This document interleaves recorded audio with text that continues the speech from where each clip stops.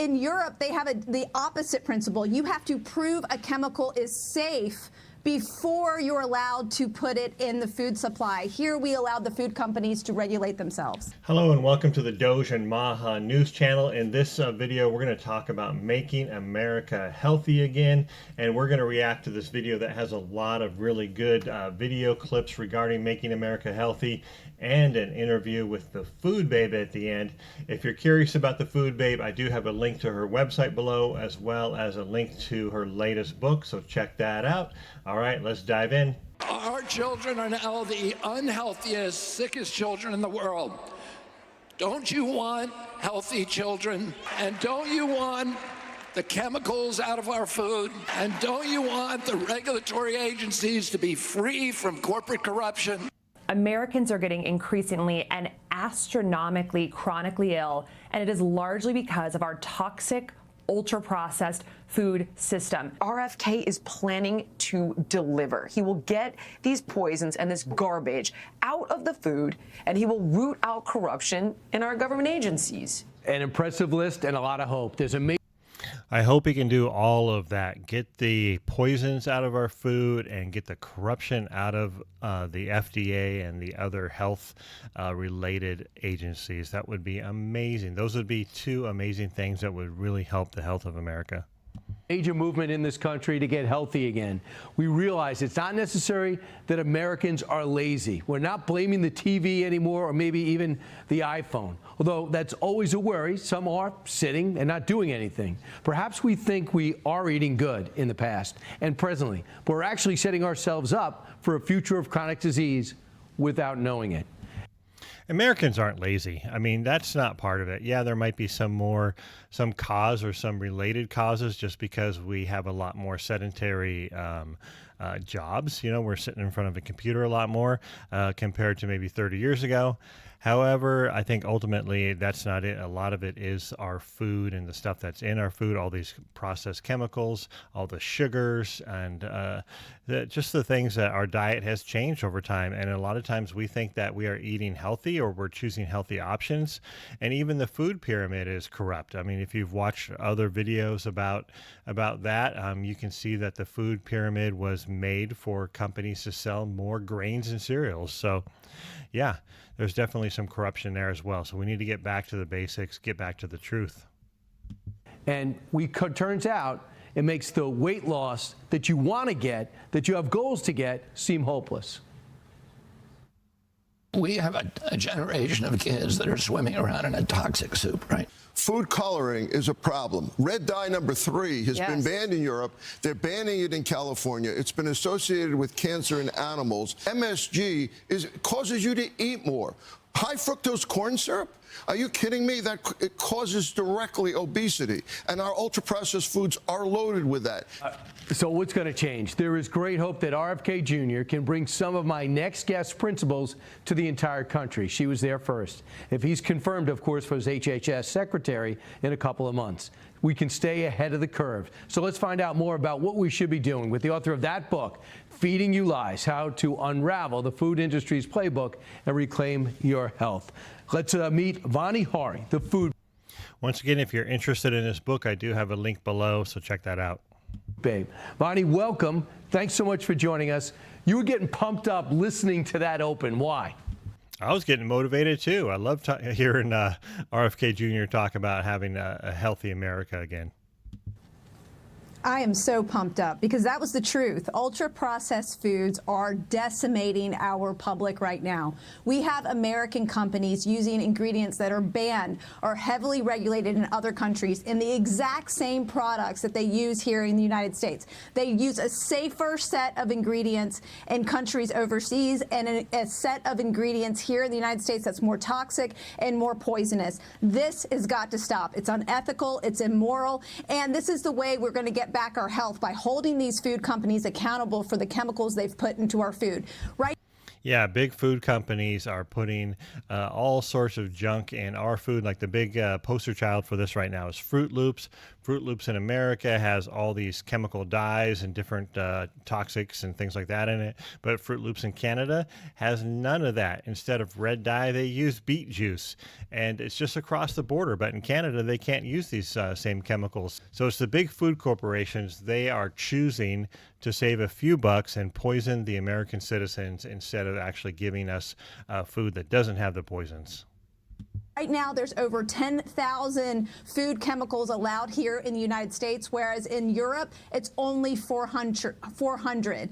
Companies like Kellogg's can Look at this screen right here. So McDonald's fries in the UK, they have potatoes, non-hydrogenated rapeseed oil, dextrose, salt, and they're cooked in non-hydrogenated vegetable oil. So not too many ingredients. Here in the U.S., we have potatoes, vegetable oil, canola oil, corn oil, soybean oil, hydrogenated soybean oil, natural beef flavor, dextrose, sodium acid pyrophosphate, salt, and is cooked in a proprietary formula which may contain one of the following. Oh my gosh. Okay, McDonald's, give us the same stuff that you're giving to the UK. Come on. take out artificial food dyes in Canada, in Australia, all of Europe, in India, but still serve us the poisonous artificial food dyes. Why is that, Brian? Why isn't our government leaders holding these food companies accountable? It's not until now that RFK Jr. has made this a mission of his that we're actually getting government attention on these issues. Preach. Right. So, for example, Europe seems to have gotten ahead of us on this. Number one, how did they do that? When did they have the moment that we seem to be having now? What prompted them to streamline and really examine what's in their foods? Good question. They don't have what's the loophole that we have here in America. In America here, we allow the food companies themselves to regulate the chemicals they produce. They actually... Okay, let's absorb this for a second. So in America, the food companies self-regulate the chemicals that they put into our food. Am I hearing that right? Let's listen to some more. Actually produce their own safety data that they present to the FDA, and the FDA doesn't even have the capability to review it or look at it from a third-party perspective. So in Europe, they have the opposite principle. You have to prove a chemical is safe before you're allowed to put it in the food supply. Here, we allow the food companies to regulate themselves. So in Europe, they have to prove that a chemical is safe before they put it into their food. But here in the U.S., the food companies can do their own studies, submit it to the FDA that does not have time to review it, and go ahead and still put the chemical into our food. So the food companies are self-policing. Yeah, that sounds trustworthy. Unbelievable that we allowed this to happen. And what part of my open was, a lot of people say to themselves, I can't lose weight. I don't know what's going on. I feel like I'm eating healthy. I'm kind of active. Why can't I lose weight? And I look at your before and after picture, and that really prompted you to take action. Describe the Vani I didn't know before you became the food babe. What was stopping you from looking this thin? I grew up on an ultra-processed diet. When my parents came here to the United States as immigrants, they said, we're going to live in America, we're going to eat like Americans. And my dad introduced my mom to McDonald's hamburger on her honeymoon. And that's how I was raised. I was raised on American food, and as a result, I suffered severe health issues as a child. It wasn't until I was on 9 prescription drugs and hit rock bottom, getting my appendix taken out, that I actually decided to take a look at my health and what I was eating. And this was in my early 20s. And when I looked at what I had been eating, all of the chemical additives that I didn't recognize, I couldn't understand, why are they being put in my food? And when I figured out the reason they were putting in my food for the purposes of improving the bottom line of the food industry and not improving my health, I made a choice. I said, I'm no longer part of this massive experiment on my health. I'm going to eat real food that nature intended, that God intended, and everything changed. I went off every single prescription drug and started living a life that I never thought was possible. Talk about some of the successes you've had with the major food. That's really interesting. Yeah, I mean, just getting off the ultra processed food, which is basically fake food. They're just putting a bunch of chemicals together to make it taste good and to make it addictive, to make us want more and more of it. And yeah, I mean, you go about life. I know for most of my life, I did too. I didn't even think about this. I just saw all these chemicals on the back of the food and I thought, okay, well, they must be healthy. They must be approved by the FDA. It must not be a problem. You know, you just kind of assume that these companies and the FDA are looking out for the American citizens, and they're not. They're not. They are looking out for their own bottom dollar, trying to make their food safer, more addictive, so that we'll buy more of it and eat more of it. And yeah, you just got to step away from that and say, I'm not going to participate in the big food experiment like she talked about. I think that's a great point. But too many of us, including me, you know, we walk around and just assume that it's okay because that's what our food is like. All of our food just contains all of the stuff that we cannot even pronounce. Companies and what the reaction was when you started taking them on. Chick-fil-A was one of the first ones that I took on. I wrote a blog post called Chemical Filet or Chick-fil-A. There was close to 100 ingredients in the Chick-fil-A chicken sandwich. The company actually reached out to me, invited me to their headquarters, and started to make some changes and improvements to their product. It's still not perfect and it has a lot of room for improvement, but that was the first step for making me realize that I had a voice and that I could change the food industry. And then from there, I took on Kraft macaroni and cheese, one of the most iconic meals in America. And look at that picture there. So she's holding up a sign, dump the dyes. We deserve the same as other countries. The U.S. version has artificial food dyes, yellow number 5 and yellow number 6. The U.K. version, which is called cheesy pasta, does not contain any artificial food dyes. So she's asking Kraft to remove the dangerous artificial food dye from mac and cheese.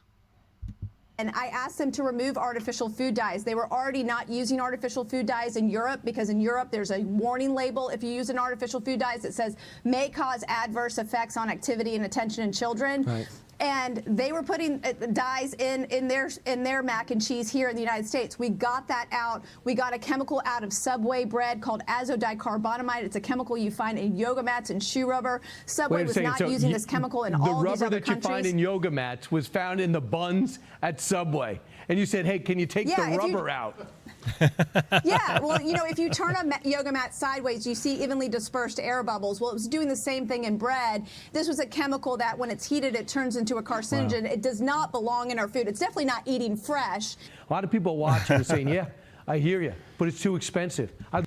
Wow, I mean, she's done a lot of activism to help our food and these different corporations. So that's a lot of work, probably hundreds of thousands of signatures on petitions. And like I think the Kraft one has said it took her 2 years to make that happen. That's pretty amazing. I'd love to go to Whole Foods, not in my neighborhood, and everything. It costs a lot, too much to eat good. What can we do about that?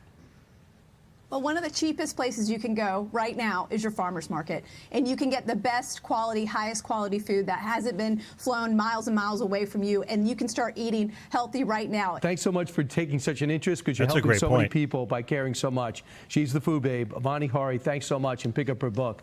I appreciate you joining me on Saturday night. Well, I thought that was really interesting. I'm learning a lot more about processed foods and the dyes and the chemicals and how these food companies are still putting toxic chemicals into the American version of these foods, but not in the foods for example, Canada, UK, Australia, India. You know, they're not putting the same chemicals in those products for them, but they are in the US. So they need to put a stop to it. They need to make America first, you know, and it'll make us all healthier. But, you know, just like she said, I'm also doing similar things. I'm not eating cereals anymore for breakfast. I'm eating eggs and avocado, maybe sausage and onions, that kind of thing. Also, we're going to the farmer's market to get a lot of our veggies.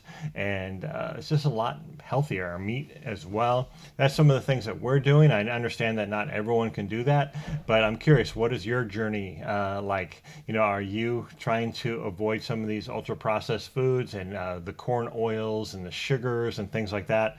I'm just trying to avoid a lot of sugars as well. I used to be, well, I still am, a chocoholic. I love chocolate, I love cake, I love ice cream, but I'm really trying to avoid all of that stuff as well.